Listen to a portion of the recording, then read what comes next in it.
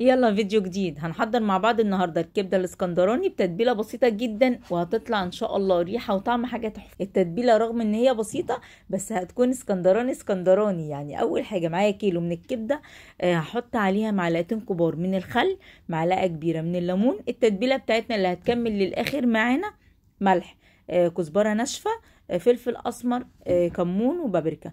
المعلقه صغيره من الكمون والكزبره الناشفه والبابريكا، لكن الفلفل الاسمر نص معلقه. هرسة شطه بقى حار بارده اللي موجوده عندك، حطيها كده، بتخلي الكبده لونها فاتح مع الخل كمان، اللي بيفتحها اكتر الخل.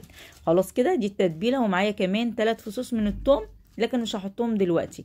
خدت الكبده شطفتها شطفه بسيطه كده بالخل، يعني رشيت رشه صغيره من الخل عليها وقلبتها. شايفين لونها فتح ازاي؟ ما تكتريش خل قوي علشان ما تنشفش منك. بعد كده حطيت ال3 فصوص الثوم، لاني هحط توم كتير، فانتي ما تكتريش بقى، يعني هما 3 فصوص صغيرين. خلاص كده خلصت التتبيله بتاعت الكبده. سيبيها يعني ربع ساعه تلت ساعه تشرب من التتبيله بتاعتها. هنعمل جنبها النهارده مكرونه، ممكن يعني تحمري بطاطس وعيش وخلاص على كده، ما تحطيش حاجه تاني، لكن يعني ولادي بيحبوها بالمكرونه. حطيت معلقه ملح ونزلت بالمكرونه بعد ما الميه غلت. معايا كمان نص كيلو من الطماطم، اضربيهم بقى في الكبه في الخلاط زي ما تضربيهم. ومعايا كمان معلقتين كبار من الصلصه. الطماطم مش حمرا قوي اليومين دول وشد حيلها علينا، فبدخل على طول الصلصه معايا معلقه او معلقتين بتعزز الطعم. عاوزه تشوفي المكرونه بتاعتك استوت ازاي؟ اول ما بفتحها كده بيبقى فيه ابيض، يعني اول ما تلاقي الابيض اللي موجود ده خلاص راح، اعرفي ان المكرونه بتاعتك استوت.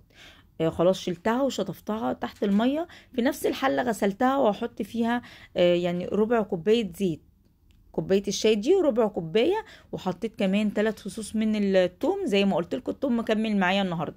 معلقتين من الصلصه. وبعد كده هنزل بعصير الطماطم وهسيبها، مش هحط التوابل دلوقتي خالص غير لما تستوي. خلاص كده خلصنا جزء كبير اهو، يعني واحده واحده امشي كده بالراحه، ان شاء الله هتخلصي كل اكلك في وقت واحد، وان شاء الله يكون كله سخن كمان، لان هي الكبده والمكرونه عاوزين ينزلوا من على النار يتاكلوا على طول. بعد كده معايا فلفل، عندك فلفل الوان بقى يا سلام، بيخلي الكبده تحفه. عندي فلفل فيه مصفر شويه واحمر واخضر، بس هو يعني نفس الفلفل، بس هو اللي ادى لون شويه. بعد ما قطعتها كده ندخل بقى على المكرونه. اتسبكت وزي ما انتم شايفين نطرت قدامها فوق. هحط معلقه كبيره من الملح، على فكره يعني الملح كده بيخلي المكرونه جميله قوي. فلفل اسمر، كمون، كزبره ناشفه وبابريكا. نفس التوابل، يعني الاكله بتاعتنا كلها هتكون توابلها واحده. خلاص كده بعد كده هنزل بقى بالمكرونه بتاعتي على طول. يعني ما اخدتش وقت على النار، علي النار على طول هتلاقيها اتسبكت معاكي. هنا هقولك على حاجه، مش بوطي النار على المكرونه، بخلي النار عاليه، اقلبها كويس وبغطيها واسيبها دقيقتين وانا واقفه في المطبخ، ما بطلعش من المطبخ خالص. دي احسن طريقه وصلت لها، ان المكرونه بتاعتك يعني بتبقى كويسه وبتسخن، يعني بتسخن كويس قوي، ما بتحمطش بسهوله. شايفه بعد دقيقتين البخار طالع اهو، كل ده وهي عاليه، بقف اقوم جايه مقلباها وهغطيها تاني. شايفين مفلفله ازاي؟ جميله بصراحه، وطعمها وريحتها كانوا حاجه كده تحفه. يعني هغطيها تاني وانا واقفه، يعني انا مش عاوزه اجري او عاوزه امشي من المقطع ده غير لما اقول لكم. يعني كده خلاص، يعني سبتها بعد ما قلبتها دقيقتين 2 علشان البخار يرجع فيها تاني، وهتلاقيها دلوقتي سخنه مولعه. هحمر بطاطس، شلته كده على جنب. هعمل بقى الكبده، عندي الجريلا او الصينيه اللي موجوده عندك، هعمل نوعين من الكبده بطريقه، يعني هي نفس الطريقه، بس هحط زبده في جريل، وهحط في الطاسه وزيت في الجريل.